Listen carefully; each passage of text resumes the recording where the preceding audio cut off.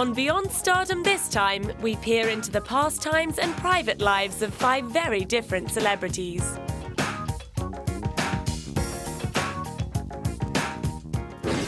This openly gay actor was nicknamed Serena after receiving a knighthood. Sir Ian McKellen recalls his disbelief on getting the call in 1991. I was rather late in bed having petit déjeuner and watching on the television in my room the happy sight of Margaret Thatcher preparing to leave 10 Downing Street for the last time because she'd been sacked as Prime Minister, and for people like me that was a very happy day indeed. And I was waiting for her to come out as eating my croissant when the telephone rang by my bed, and I picked it up and a voice said, is that Ian McKellen? Yes, this is 10 Downing Street speaking. And I thought it was one of my friends, you know, one of the actors in another bedroom. I said, isn't it wonderful, the old bitch is finally going? And they said, no, Mr. McKellen, this really is 10 Downing Street. And it was Mrs. Thatcher's secretary asking me if I would accept a knighthood, which is a big honour in our country. But he did accept, and his knighthood neatly coincided with his stratospheric rise to superstardom.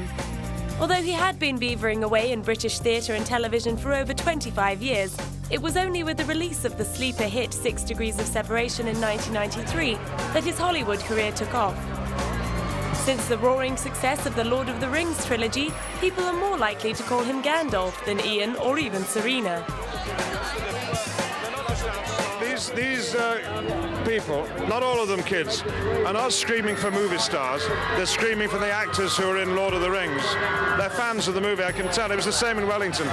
They're shouting out the characters' names, as well as your own name. He also jumped aboard the X-Men gravy train as the venerable mutant Magneto and took a ride on the Eurostar Express to promote the biggest film of 2006, The Da Vinci Code. Although he was rather underwhelmed by the level of controversy sparked by the film. I think the controversy is so low-key, it's unbelievable. I mean, the book has been out and read by 63 million people over the last 5 years. There hasn't been a peep out of any of the authorities, who are now rather quietly murmuring. I think nothing more than that. It's what one means, Monsignor in the Vatican doesn't really make up the whole of the Catholic Church, you know. So I'm surprised there hasn't been more fuss, frankly.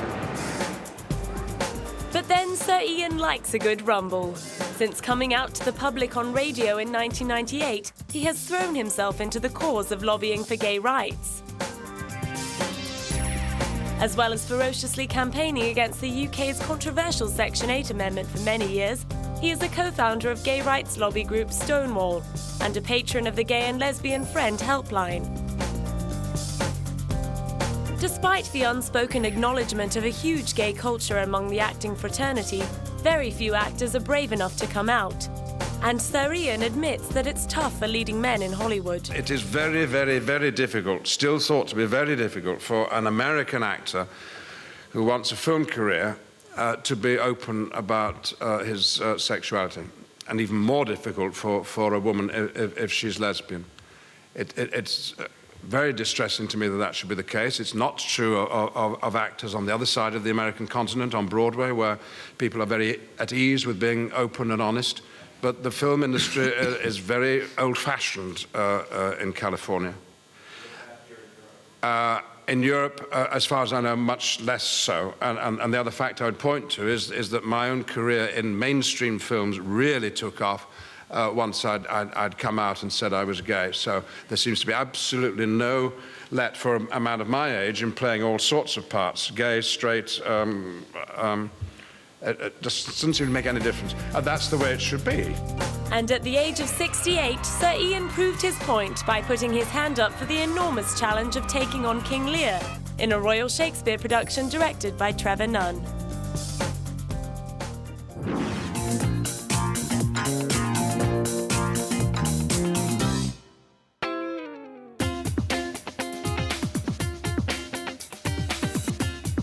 This actor and fashion icon played the lead role in the 1981 Broadway musical hit Annie.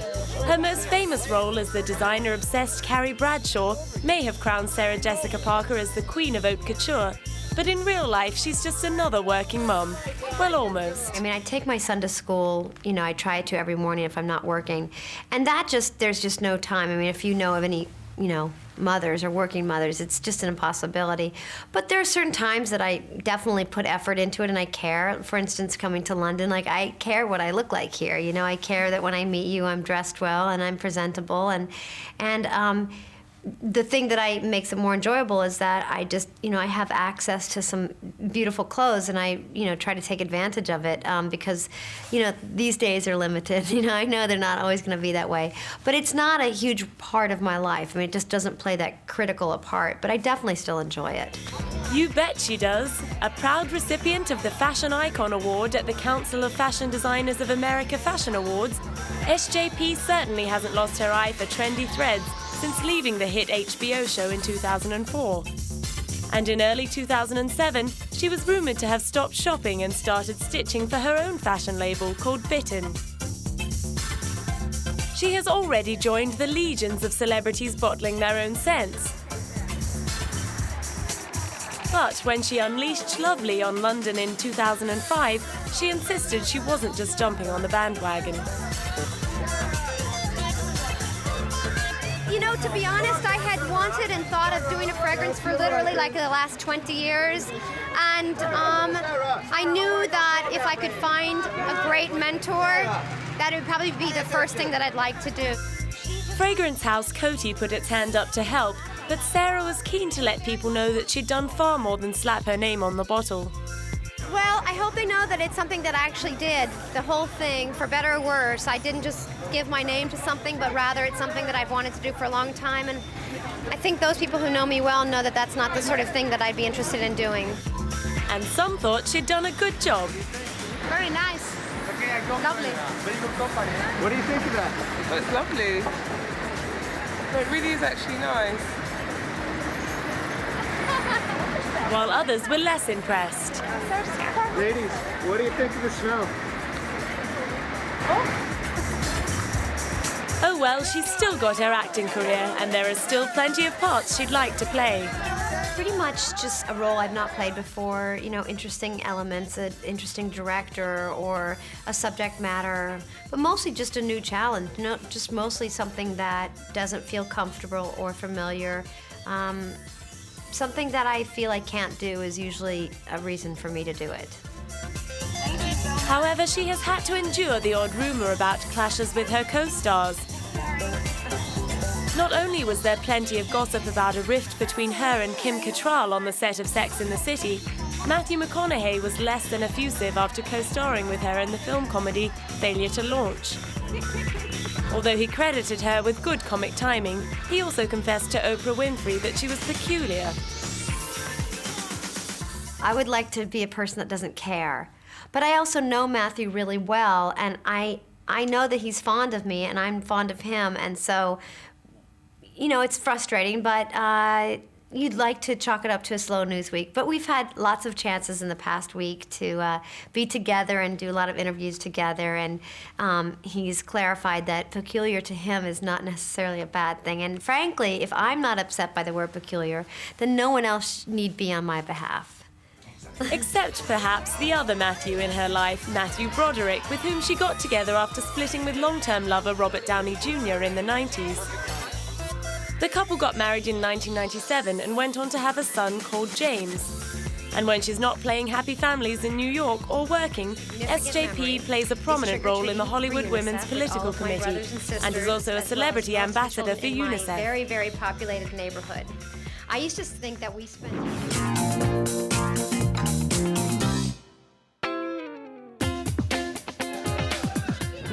This star was the first man ever to appear on the cover of Vogue. At the age of 50 in 1999, Richard Gere could still top People's Magazine poll of the world's sexiest men. Now he's hanging up the sex god image. Look, I'm 57 years old. I mean, how much longer can I be a sex symbol? Let's be realistic. But just a few months after that, he proved there was plenty of life in the old silver fox yet, when he incurred the wrath of Hindu nationals for pashing Shilpa Shetty in public. Both he and poor Shilpa copped a beating in the press. Protests erupted in cities all over India where public displays of affection are taboo. The compromised Bollywood star tried to defend Richard's sudden rush of blood to the head. Shall We Dance was one of Richard's films, and he had struck this pose in the movie, and he only tried to entertain the people with that. And it hardly seemed fair that she was left to clean up the mess. And he specially told me to tell the media that he didn't want to hurt any sensibilities, any Indian sensibilities, and he apologized to me profusely, and I was embarrassed. I was really embarrassed. Ironically, the debacle had all been in the name of a good cause. The pair were at an event to highlight the HIV/AIDS epidemic that is being spread through the country by India's truck drivers. Richard has had a long association with humanitarian causes, particularly in India. In 1999, he created the Gere Foundation India Trust to support a variety of programs. He helped establish the AIDS Care Home, a residential facility in India for women and children with AIDS. In 2003, he launched the Heroes Project to spread the message of AIDS prevention through safe sex, and took the message to an AIDS summit in Delhi. Clearly, from 5 years ago today is light years.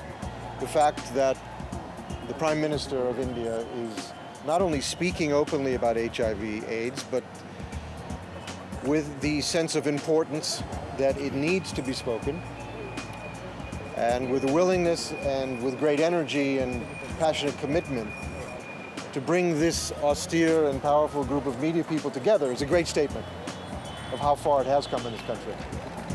And on another recent trip to the country, he addressed 15,000 sex workers in Mumbai. You are unique. आप सब अनोखे हो. What I'm amazed by, and I met some of the sex workers before this afternoon, was the sense of community that you've all established and fostered and made real inside of your hearts. मुझे जो बात सबसे अच्छी लगती है आप सब में वो है कि आप एकजुट हैं, एकत्रित हैं, आप एक कम्युनिटी की तरह रहते हैं और एक दूसरे से प्यार करते हैं. And that is something that can grow and grow to the point where nothing can stop you. और ये प्यार बढ़ सकता है और इतना बढ़ सकता है कि कोई आपको रोक नहीं पाएगा. And I applaud you all for that. It's really extraordinary. Can you say that with me? एक साथ बोलिए. No condoms. No sex. No condoms. No sex.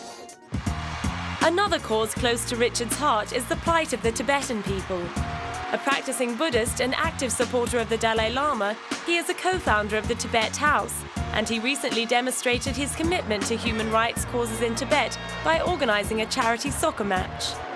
The star players donating their ball skills included Diego Maradona and Paolo Maldini, and the Dalai Lama's sister was there to enjoy the game. Richard's Buddhist beliefs have also driven him to campaign for peace in the Middle East. In 2003, he visited Jerusalem and Ramallah on a private peace mission and met with Palestinian Legislative Council member Hanan Ashrawi.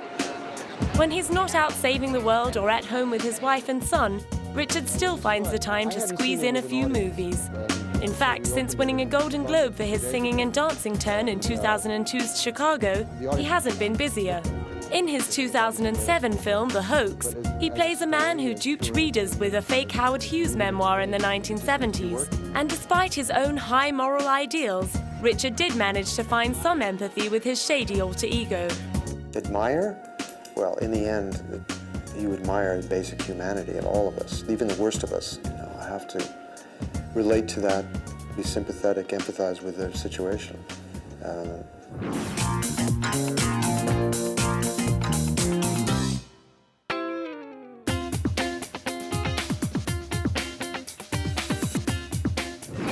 This aspiring actress ended up on the cutting room floor of her first film, Black Knight, in 2001.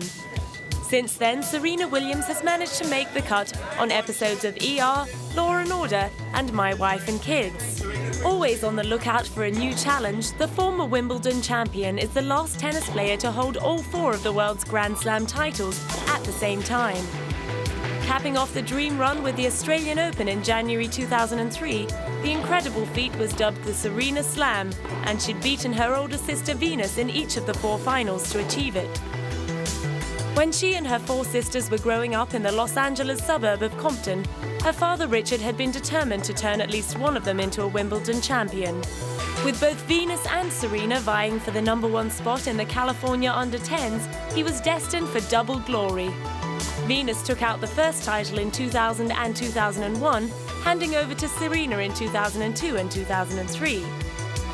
Despite their great rivalry, the 2 champions are still the best of friends off court, and in the lead-up to the Winter Olympics in 2001, they were only too happy to share the honor of carrying the Olympic torch.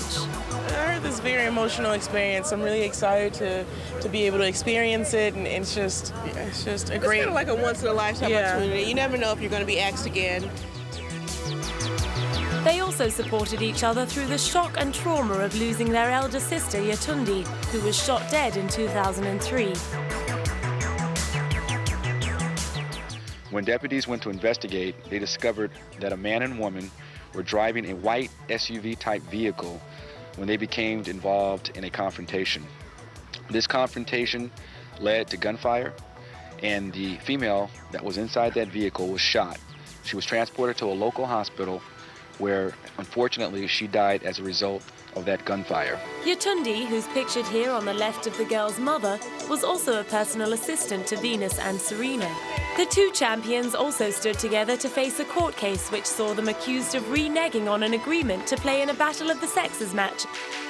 Although she's still a huge force to be reckoned with on the tennis court, Serena has started branching out. After some of her outrageous on-court fashion choices, starting her own clothes range seemed a natural progression. Her label Arenas is simply her first name spelt backwards. Staying ahead of trends is something Serena takes very seriously. She followed the clothes range up with a foray into the beauty industry and struck a deal with cosmetics company Flirt. Ever since I was younger, I've always enjoyed beauty products. I've always enjoyed just being in front of the mirror and just playing with makeup and playing with different things. And so I had a wonderful opportunity to be a guest creator for the Flirt Cosmetics, and I thought it would be fun. I was like, okay, that'll be cool, and it was fun. I got to mix and match some different colors, and I just had a blast with it. Of course, there was a lot more to it than dress-ups and messing around with paint. It was cool because I got to put a lot of input in it. I got to choose, we decided that we wanted to stick with fashion and kind of stay in tune as in what the fashion was going to, because if someone's wearing a wonderful outfit, we want their makeup to match that as well. So we looked into that at first, into deciding what colors we wanted to go, and that's how we chose kind of the color palette. And then from there, I just played around in all different colors that they sent me, and I mixed them, and it was fun. It was interesting. So I had a lot of fun with it. Going for the entrepreneurial Grand Slam, her next step was to bring out a line of jewelry that had plenty of gimmick value. Together with Flirt, she created a range of gem necklaces, cannily filled with lip gloss. Any labor saving would surely be welcomed by the champ, who seems to have no problem with multitasking. And although she's got no idea what she'll be doing in 5 years from now, she hopes she'll still be playing tennis, as well as lining up a swag of new business and artistic endeavors to keep her busy when she retires.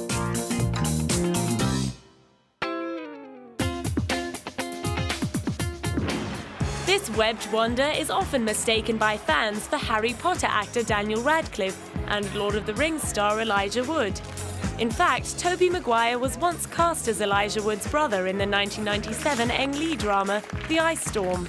The story goes that Tobey originally wanted to be a chef and study home economics, which didn't impress his writer and producer mother. She bribed him with $100 to take up acting classes instead. He went on to join the exclusive band of actors who found blockbusting success as comic book superheroes in silly costumes. But even after making the role of the chemically mutated Spider-Man his own, he still has superpower envy. I'm extremely excited. I'd like to fly and be invincible. It'd be fun. And maybe live eternally as well. And have X-ray vision. And have one vulnerability, being kryptonite. Still, on promoting the third film in the franchise, he had developed a fondness for Spidey's geeky alter ego. Well, I think Peter Parker is a very good person, has a strong moral center, and you know, that character was established in the first movie, and I think he was really a kid growing up through each of the movies, and this one, he's going through his most adult-like challenges and conflicts, and getting into his anger and desire for vengeance and his pride, influenced by the black suit, and the black suit intensifying all of those feelings, was very interesting and a great journey for us, and great for us to work on the tone of how Peter Parker would be. As well as the breathtaking special effects, the Spider-Man films have also exploited the sexual chemistry between Tobey Maguire and co-star Kirsten Dunst. In fact, the pair officially became an item for a while in 2001 during the filming of the original movie. But Tobey has put paid to any illusions of them hotting it up on set. No, I mean, you know, kissing scenes are funny in that they're so technical with how they're done. You know, in this one, we're on that web net, and you know, they've put us on lines and pulled us up, and we're in harnesses and get on this thing, and the webs are really like wires, so you're basically laying on a bed of wires, which is really uncomfortable, and you're always like adjusting and situating, and then you go and a shot doesn't look quite right like that, and so they're talking to you while you're doing it. Could you twist your head this way, do this, okay, now do, you know, like that kind of thing. So it's it almost becomes like very technical, and then you of course try to make it you know, in that case romantic, you know. It's a tough job, but somebody has to do it. And with rumors that Tobey bagged close to $20 million for his part in the third installment, there would surely be no shortage of takers. His handy pay packets from the Spider-Man franchise have helped finance his other interests. In 2003, he followed in his mother's footsteps and took on the challenge of producing as well as starring in Seabiscuit, based on the true story of a plucky racehorse that rode to great victories in America in the 1930s. Playing the diminutive jockey meant shedding serious weight before piling it all on again for Spidey 2. No mean feat for a strict vegetarian who doesn't eat eggs or cheese. But having dropped out of school and faced emotional difficulties as a child, Seabiscuit's theme of triumph over adversity was close to the heart. And getting the film to the finishing post as both producer and star was a precious victory. I love it. You know, I'm so proud of the movie. I think everybody did such a great job, and for people to be seeing it and saying that they really like it and appreciate it in that way, it's really gratifying. I mean, I feel really grateful. Meeting his future wife, Jennifer Meyer, on the set of the film would have been the icing on the cake. The couple now have a daughter called Ruby Sweetheart. Another string to Tobey's bow is his poker face. He took up playing the game seriously in 2004, and one expert recently put Tobey's total poker winnings at a whopping $10 million.